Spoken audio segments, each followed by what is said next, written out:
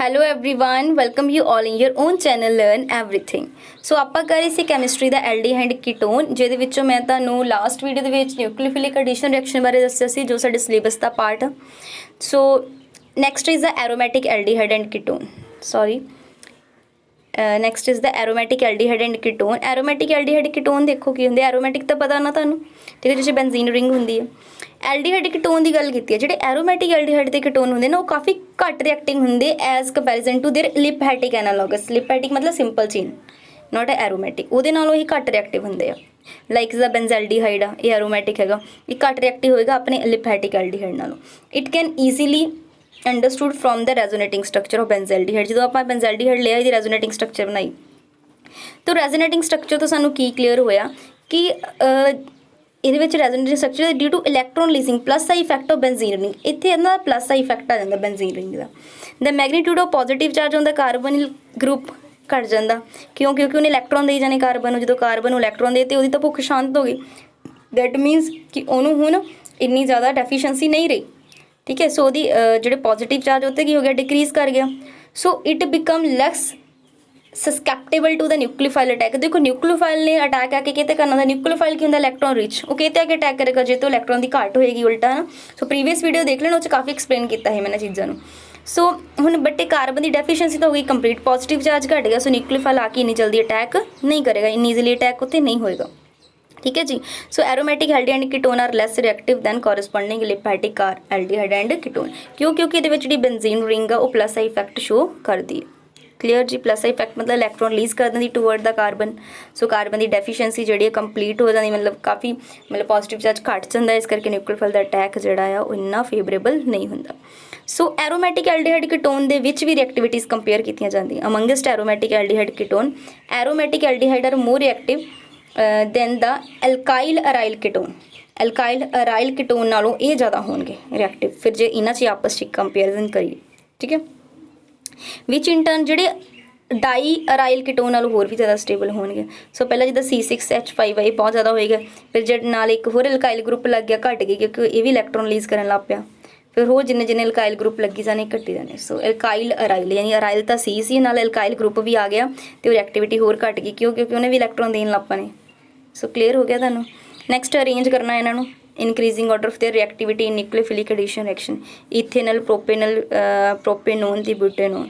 ਸੋ ਸਭ ਤੋਂ ਪਹਿਲਾਂ ਤਾਂ ਇਥੇਨਲ ਹੋਏਗਾ ਸਿੰਪਲ, ਅਲਕਾਈਲ ਗਰੁੱਪ ਘੱਟ, ਪ੍ਰੋਪੇਨਲ, ਫਿਰ ਹੋਰ ਜਿੱਦਾਂ ਜਿੱਦਾਂ ਅਲਕਾਈਲ ਗਰੁੱਪ ਆ ਰਹੇ ਨੇ ਜ਼ਿਆਦਾ ਹੁਣ ਕੀਟੋਨ 'ਚ ਤੁਹਾਨੂੰ ਪਤਾ ਜ਼ਿਆਦਾ ਅਲਕਾਈਲ ਗਰੁੱਪ ਜਿੱਦਾਂ ਜਿੱਦਾਂ ਆਈ ਜਾਣੇ ਆ ਉੱਦਾਂ ਕੀ ਹੋ ਜਾਣਾ ਆ, ਰਿਐਕਟੀਵਿਟੀ ਘਟੀ ਜਾਣੀ ਹੈ। ਦੂਸਰਾ ਇੱਕ ਗੱਲ ਮੈਂ ਤੁਹਾਨੂੰ ਦੱਸੀ ਸੀ, ਜਿੱਦਾਂ ਸਾਈਜ਼ ਵਧਣਾ, ਠੀਕ ਹੈ।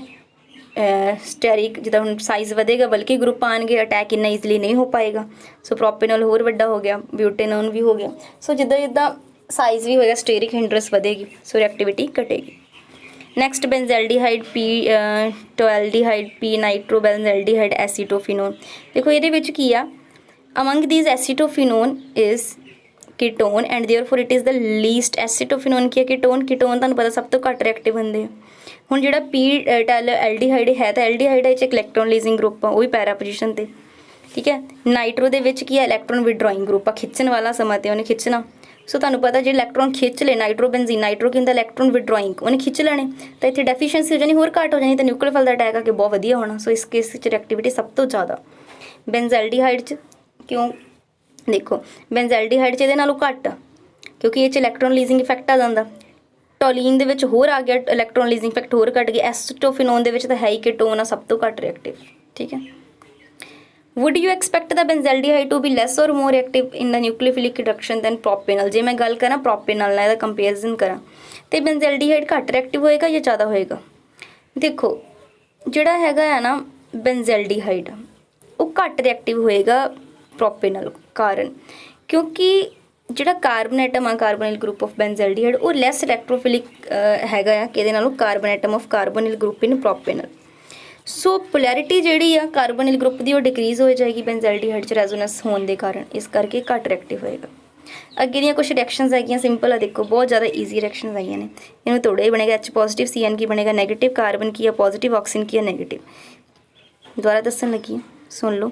ਕਾਰਬਨ ਕੀ ਹੈ ਪੋਜ਼ੀਟਿਵ, ਆਕਸੀਜਨ ਕੀ ਹੈ ਨੈਗੇਟਿਵ। एच की हुंदा पॉजिटिव, CN की हुंदा नैगेटिव। नैगेटिव का अटैक किते होना जाके पॉजिटिव ते, पॉजिटिव का अटैक किते होना नैगेटिव ते। सो बस आपस कनैक्ट कर दो, ठीक है जी। नैगेटिव का अटैक पॉजिटिव ते, इत्थे CN ला दो, पॉजिटिव का अटैक जाके नैगेटिव ते O ते। बस ये बनी जाने प्रोडक्ट। यही न्यूक्लियोफिलिक एडिशन रिएक्शन जिन्नियां मर्जी कराई जाओ, पेपर च आ गई तो आराम नाल तुसीं करा सकदे हो। ये एल्डिहाइड कीटोन आ पॉजिटिव, ये नैगेटिव, पॉजिटिव का अटैक नैगेटिव ते, नैगेटिव का अटैक पॉजिटिव ते, ठीक है। It may be noted that the reaction occur very slowly with pure HCN, बहुत हौली होंगी रिएक्शन। सो इस करके जी रिएक्शन आ कैरिड आउट होंगी in the presence of base, कोई बेस लेना जो एक्ट करता as a catalyst. Base remove करता proton from the hydrogen cyanide के विचों, ठीक है। तो रिएक्शन तेज कर देंगे अटैक होने लिए, न्यूक्लियोफाइल का अटैक होने लिए, ठीक है जी। नैक्सट देखो जिदा NaHSO3 आ, ये भी की है H पॉजिटिव जाके नैगेटिव ते अटैक, बाकी जो अटैक जाके SO3 ते Na बचे वो जाके अटैक नैगेटिव वाला पॉजिटिव ते करेगा। आ देख लो मैकेनिज्म भी समझाया, पॉजिटिव का अटैक नैगेटिव ते, नैगेटिव का अटैक पॉजिटिव ते। बस ये सारे अटैक इद्दां ही होने, ठीक है। नैक्सट देखो it may be noted that the compound such as diethyl ketone, acetophenone, benzophenone et cetera do not undergo this reaction. ये रिएक्शन बाकी नहीं देंगे, ठीक है, क्योंकि इन्हें स्टैरिक इन बड़े बड़े ग्रुप जो आ गए ना उन्हें रिएक्शन नहीं देनी, क्योंकि पढ़ के ताएं आप न्यूक्लियोफिलिक एडिशन रिएक्शन के जिदा इदा बल्कि ग्रुप आएंगे जी एक्टिविटी घटेगी। सो नैक्सट गिरगनार रिएजेंट RMgX, ये जो R नैगेटिव होंगे, MgX पॉजिटिव, पॉजिटिव वाला जाके अटैक नैगेटिव ते, नैगेटिव का अटैक पॉजिटिव ते। उस तो बाद वाटर, वाटर के विचों H पॉजिटिव आ, OH की है नैगेटिव है, वो अकॉर्डिंग फिर अटैक हो जाना। बस रिएक्शन ईजी है बहुत ज़्यादा। HCHO, R-CHO गिरगनार तीनों ही रिएक्शन दसियाँ, पॉजिटिव नैगेटिव के अकॉर्डिंग कराना तुसीं। इन्हों प्राइमरी अल्कोहल बनते, सैकेंडरी बनते, टर्शरी बनते, ठीक है।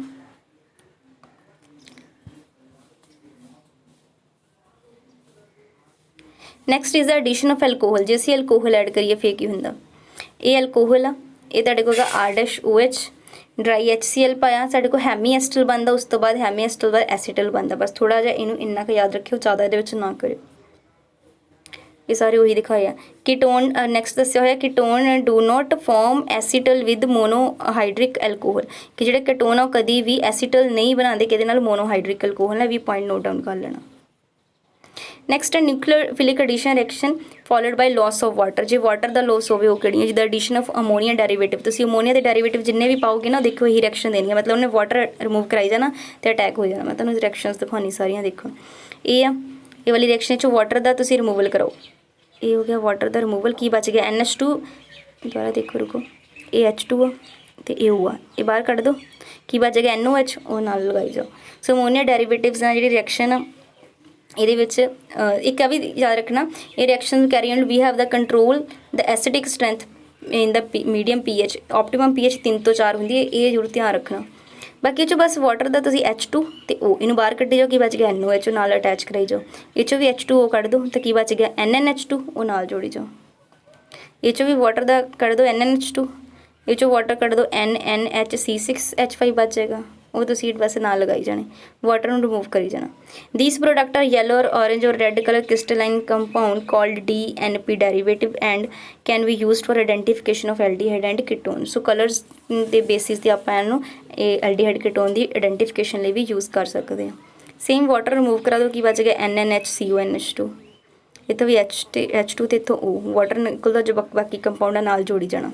यही काम करना तुसीं वाटर नूं रिमूव करवा के, ठीक है। एक इमाइन का देख लेना किद्दां बनता।